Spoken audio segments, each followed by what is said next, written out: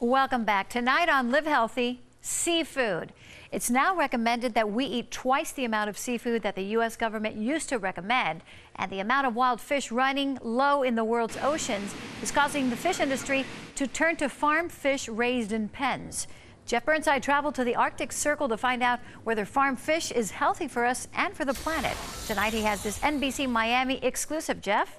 Well, Jackie, this is a piece of farmed salmon. They have to put orange dye in this, you may know this, in order to make it look more like wild salmon. But would you be able to tell without looking at the label? Who raised this and what do they feed the fish? More than half of all seafood we eat is now farm-raised. Louisiana knows when you eat that lemon seal.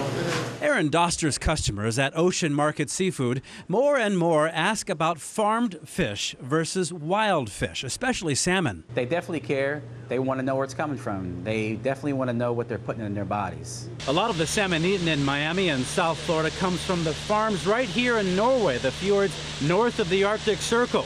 And as you can imagine, the Norwegian Seafood Council thinks they can make it healthier and more environmentally friendly.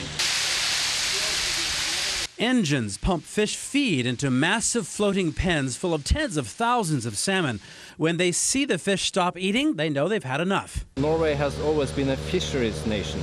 KVISTAD says Norwegians are aggressively addressing concerns about fish farms. Farmed salmon is a multi-billion-dollar industry in Norway, the world's leader. Well, what do you do here in Norway that makes the salmon healthier than others? We want to ensure that the fish has good environmental conditions and is healthy along the production. That means, for example, that in the cage there's not allowed to have more than 2.5% fish in the volume. Low density means fewer diseases, which means almost no use of antibiotics. It also means less fish excrement in these pristine ecosystems.